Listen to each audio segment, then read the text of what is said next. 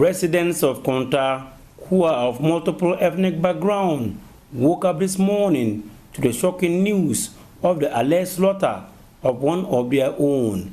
Na Biango Kobena, the 62-year-old father of 6, was found lying at the veranda of the satellite office for the West East District Education Office, where he works as a night security. The incident drew a large crowd of residents and passers-by to the scene.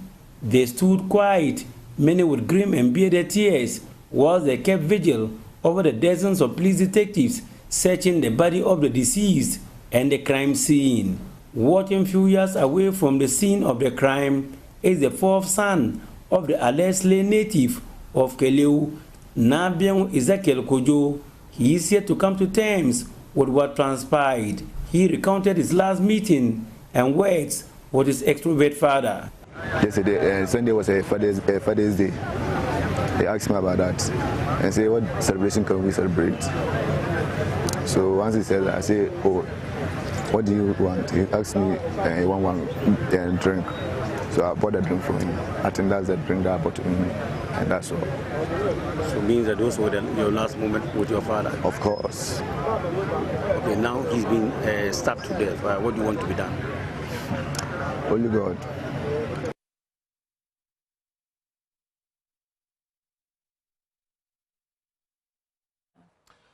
Welcome back on the AM show. We zoom into our big stories, and it takes us to the Upper West region, where we've had some of those horrific pieces of news emanating. Some security officers have been killed over time, and the latest we're hearing, another one has fallen. Only on Father's Day, just a few days ago, his son was interacting with him, and this is what has befallen him. But joining the conversation now, we have Dr. Victor Doki. He's a security analyst and lecturer at the Kofi Annan International Peacekeeping Training Center. Doc, good morning. Good morning to you. How are you? I am well. I hope you are too. Good. My God's grace. Right. And I'm here, of course, with my colleague, Sweetie Abochi. We'll both be posing questions to you. Now, just a quick assessment of the situation. This is not the first time. There have been numerous killings. Why it is targeted at security people, the elderly, and all of that is what many people don't understand. But there's a return to this situation in the Upper West region. What is your understanding of what is happening? What are the fundamentals we should be looking at? Right. Thank you very much. Good morning to you. Now, from the narration, what I've seen, it's more of a question that comes to mind. With these two security men, is it that they were trying to prevent... Dr. Doki, could you please speak up a bit for us? We're struggling. Can you hear me now? Better.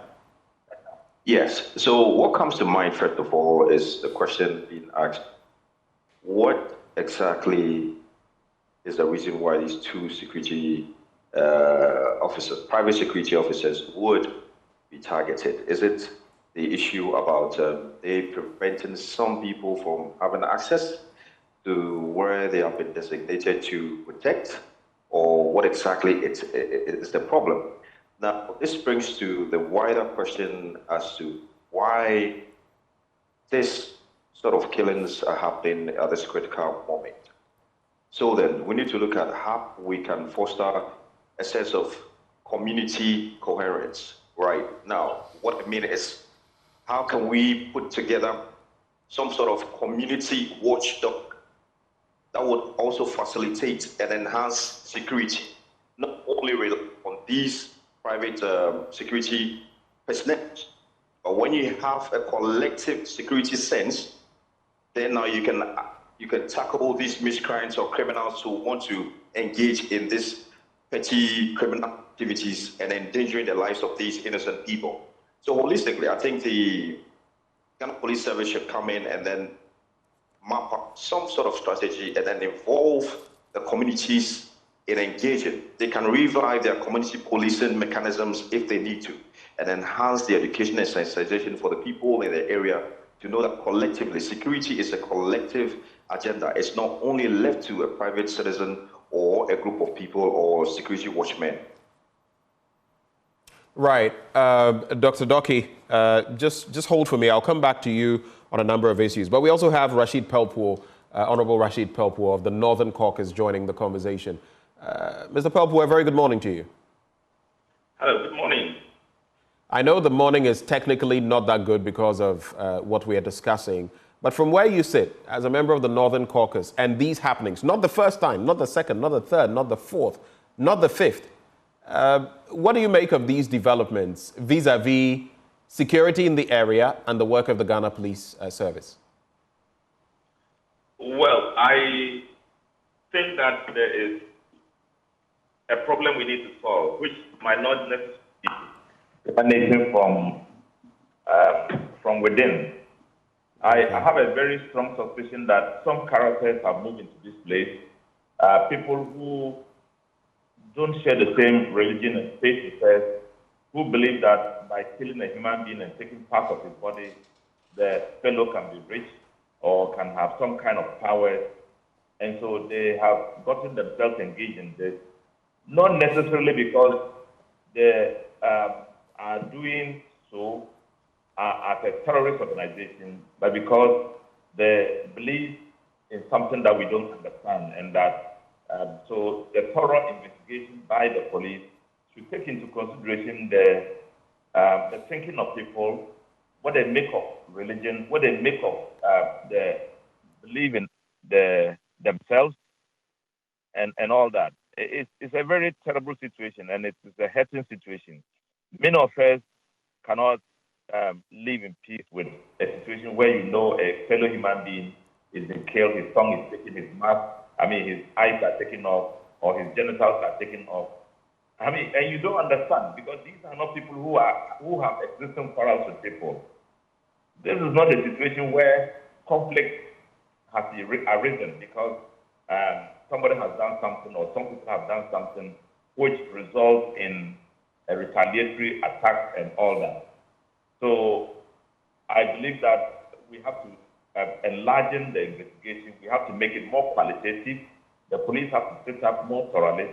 The situation where they say they have arrested one or two people, they are being investigated, and the next moment there's nobody in jail and nobody is being investigated, and the matter must stop. The investigation must continue even in 5 years, and there must be an intentional guidance to prevent a situation like this occurring. We are worried because it doesn't appear that the Interior Minister is showing enough commitment. I'm talking about Interior Ministry as a collective entity, and not just an individual involved, because there was a different Interior Minister and there's an existing Interior Minister now. Right. That ministry appears to be dormant, ineffective, and does not show enough commitment to what is happening. Right. The police themselves don't seem to be so committed to catch people and coming up with confidence that they guard and secure environment for us. Right. My colleague will be coming in shortly, but just to clarify, when you look at the situation of the 62-year-old killed at the WA Model Basic School, he is said to have been murdered, burnt, and buried in the school compound. And there was a search for his body. The regional minister, Stephen Yakubu, made mention of the fact that he was hit and all of that. No body parts were taken from him, though I know there are two in this instance. But my question is, with what you said earlier, are you then hinting at the fact that, per what information you have, these acts are being perpetrated by foreigners or people who are non-indigents? Is that what intel you have picked? It's very much close to that. People have lived for hundreds of years. We've never had this situation. You go to WA, every suburb is shocked about what is happening. Everybody is asking the question, who is involved in this? And if it were part of the life of people, then you know that this is an emerging trend that is capitalized on some aspect of our life. You don't see it happening. It never has been a situation like that in the lives of the people, and then all of a sudden it's happening. Now, I'm imagining that if it is an indigent the indigent may have gone to learn something from somewhere and may have come with people who are also who are following that line of thought. If it is an external person, it's very easy for the person to come and live with the people for some time and then begin to behave in that manner.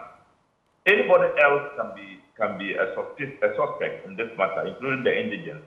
I'm not excluding anybody because once such a thing has happened, we don't exclude anybody at all, except that our search must take some indication and then spread out into the nitty-gritty. Let me tell you, there was a situation in which some Nigerian Igbos living in somebody's house attempted to kill a person and was crying. The landlady heard it from her bedroom after 12 midnight, walked into that place, and then she too was arrested by the same people. And somebody observing from another room had to call the police immediately. When the police came, the people had climbed into the ceiling of the house they were living in, the room they were doing the act. And then when the police came, they didn't find them, so they opened fire into the ceiling. And, 2 people fell from the ceiling. I wish that these people could have just been arrested and investigated. It would have helped in knowing exactly the mindset of the people who are doing the psychology, right, the act, right, and what exactly is happening. Having said this, I'm not saying that these are people who we suspect. There are lots of people moving from Nigeria Honorable Pelpo, we're losing you. We're losing you a bit. But just ripe on that point. If you could just move a bit and speak up for us. We're losing you. Okay. Can you hear me now? Yes. Just wrap on that point. Yeah. So I'm saying that we may have to investigate the newcomers into the region and find out whether some clue can be found in what the jobs they are doing and all that. It will help in finalizing who can be a suspect in this matter. Mr. Pelpio, because you're talking about these foreigners, this is Sweetie speaking now. I just want to stay on this for a bit, and I don't mean to speculate, but just for clarity. Do you think that this has anything to do with the influx of foreigners fleeing violence in our neighboring countries? It's a very high possibility, especially some kind of unusual killings of this nature. I don't think that in any part of the northern region, you can have people killed and their bodies used for anything at all. It's very foreign to the people. And especially in Wa, it's thoroughly a foreign thing. You can't have somebody killing another because he wants to do medicine with his body or parts of his body. It's very, very foreign. So being a foreign kind of act, it's important to strengthen your investigation along those lines, apart from the fact that you have a general investigation on everybody who is a likely suspect. But I suppose that should also be looked at. Having said this, it's important for us to still keep our Ghanaians, that we allow everybody to come into this country. We are at the center of freedom and center of uniting Africa, so we don't care when people come in. So we only want to insist that they should obey our laws and respect the tenets of our institutions. All right, let me move to Dr. Victor Doki now. Doc, does this come as a surprise to you that Mr. Pelpio is saying that this crime could not be carried out by an indigent or resident or people who've been there for a while, but foreigners? Does this come as a surprise to you? How do you receive such information? From the Honorable's narration, we are looking at, he's looking at the two sides, foreigners and then probably indigents, but highly the probability of foreigners. But let's look at it this way. Now, when you even have the influx of asylum seekers, now let's take the process for which these asylum seekers entered into the host community. Now, you would have that the security agencies who are receiving them, the Ghana Refugee Board, the UNHCR, would have done a proper screening. Screening, by that I mean to identify all those individuals who may have had an alliance or allegiance with any armed group who would want to come into the country. Now, those people, when they are found out, are separated from the main people seeking asylum because of the security implications. Now, if you have porous borders and then you have some elements coming in, it is highly possible that some of these elements coming in may perpetrate certain crimes, okay? But largely, let's hope that the screening, the security measures were put in place and these asylum seekers were coming in, okay, safe and sound. Now, most of them may have had relatives in the host community, so they wouldn't like to live in Central Point, the camp, or if I should put it that way. So you can have 1 or 2 people in the host communities that are not identified or accounted for. It's likely that some may have engaged in confrontations with the host community over resources, because let's not forget, now when you have influx of people coming in, there is pressure on the resources already in the system. Right. So now it creates some sort of tensions and then it can lead to conflict. It may be that particular case, but I will not also rule out that this could have been done by an indigent. Maybe they have a personal score to settle, or due to some criminal tendencies the person may have had, and then out of confrontation, right. Earlier on I stated probably they wanted to have access to the facility or anything for that matter. This elderly man wanted to prevent, and it resulted in that case. So we're looking at it from all angles and not just singling out the cause. Okay. The MC for WA joins us now, Tahiru Issahaku Mumin. And Tahiru, thanks for joining the program.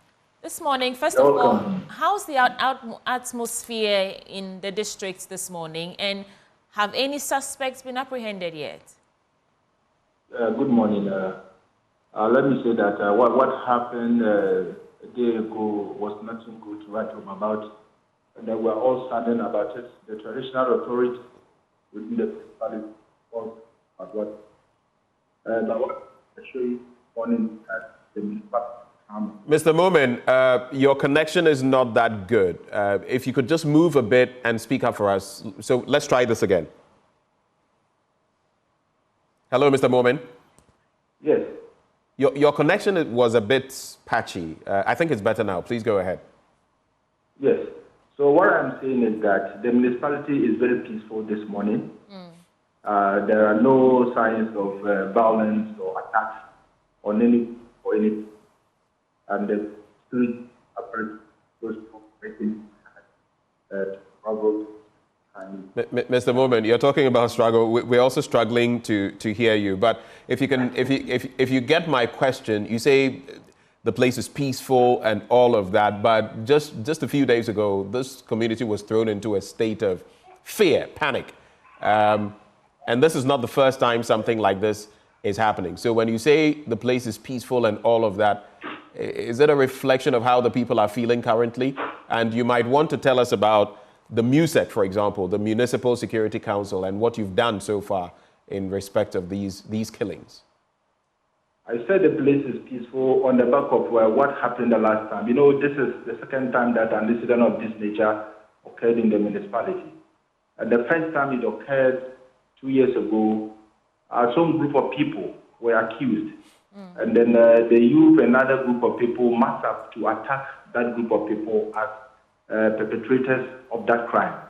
But this time, the information and education given out by MUSEC together with RECSET, have informed the indigents and the people that there is no any particular group who is the suspect on this particular matter. Therefore, they shouldn't go out to attack anybody. And that is why the municipality is still calm. But that is not to say that there is no apprehension, in the minds and hearts of people in the municipality, because there was certainly security breaches somewhere. And then any right-thinking person would have to be concerned about your personal security and that of the municipality. That one, we cannot rule it. But what I can assure you is that the Regional Security Council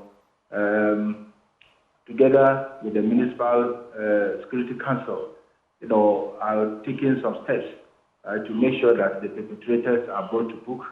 What steps? Such occurrences what never steps? Occurred again. Mr. Moment, what steps?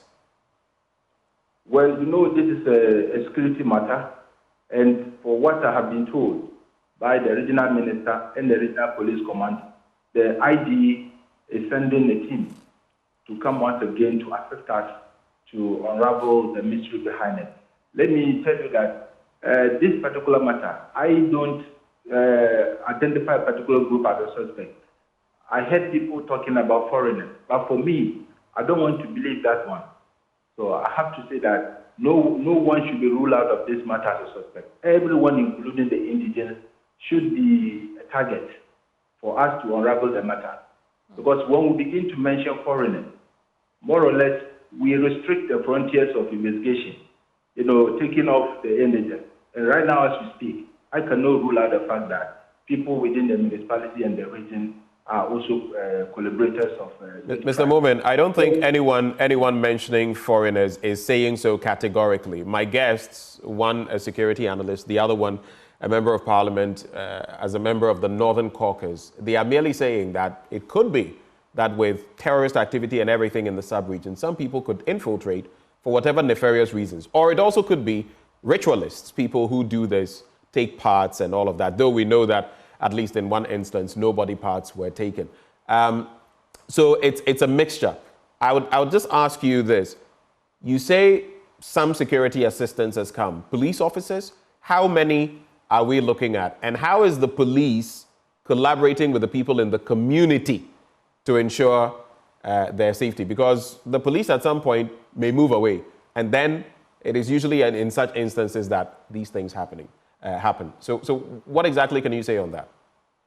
Well, there's a security strategy, there's a plan, drawn by the police and others that says, video of for the setup. But what I say is that it's done.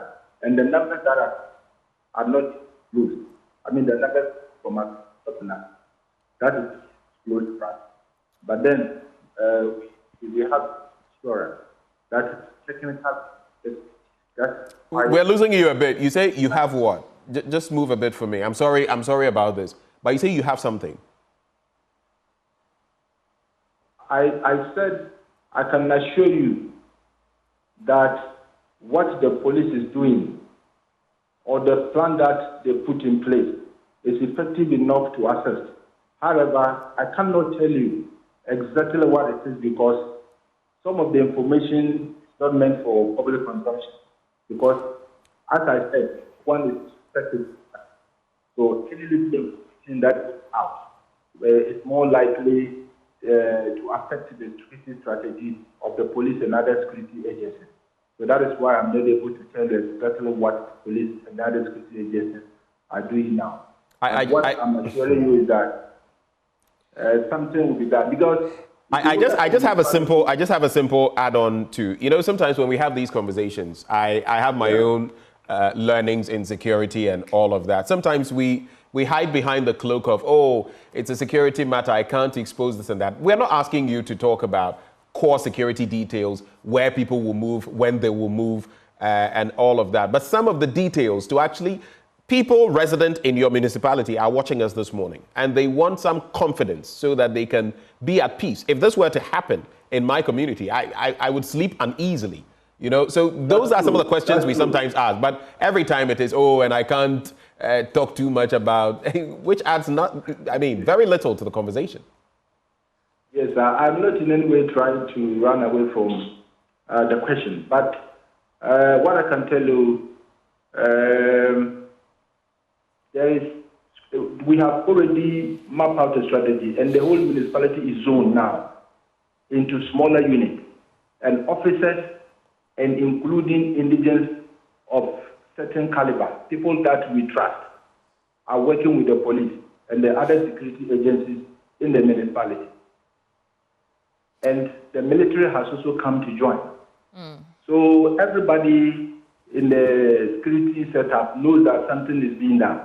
And we were on the radio stations to inform the general public what we are doing and what we expect from them as well, in case the people are still within, so that the lives can be saved. So for that one, we have done it yesterday, and this morning we are continuing, to assure the public and then also to tell them what they should be doing and what they can do to assist the police and what they can do to assist other security agencies while the underground work and then other security actions are being taken in the municipality. All right. Thank you, Tahiru Isaku Mumin. That's the MC for a while. Let me come back to Dr. Victor Doki. Doc, what would you say should we be doing, as going forward to prevent future occurrences of these terrible incidents? And then you can add your final words to your submission. Okay. So I go back to my earlier point that I raised that on community policing, because the colleague raised a very pertinent issue concerning the police leaving at some point. Very true. So how do you sustain that atmosphere of security? Now, let's go to the basics of community policing. If we need to now start, right, and then engage the community, the elders, the chiefs, and then get some volunteers who would go through some requisite training about basic security and enhancing the welfare of the community, we need to do that. Because when the police leaves, then the people will now be feeling somewhat insecure because they may think it will happen again. So let's go back to the basis of community policing. Let's enhance the involvement of civil society, and then we can sensitize, right, and educate the people on what to report on in case they see anything. Right. If they are suspicious of any movements or individuals in the town, they should quickly report to the police and not take the law into their own hands. Okay. Now, what I would add on is, this is very unfortunate. Now, let's hope that the investigations are quickly done, and that we know, I should think by now there are some questions, and then engagement with the community with regards to who may have had some engagements with this gentleman at the last moment, and that we know where to start the investigations from. So I'm pleading with the police, the investigative department, to speed up their investigations, and then the culprits can be apprehended. Okay, thank you so much, Dr. Victor Doki. Now, Mr. Rashid Popio, would you say that these 9 security men are well equipped to fight off or even engage these criminals in an incident like we've seen? I mean, and then you can also add your final words to it, because these are the people who are being targeted, security personnel. Are they well equipped to handle issues like this? Oh, definitely no. The people who are killed are normally security men whose only weapons are their bodies. And besides that, the police who go after them do not seem to be well equipped technically and with the needed equipment.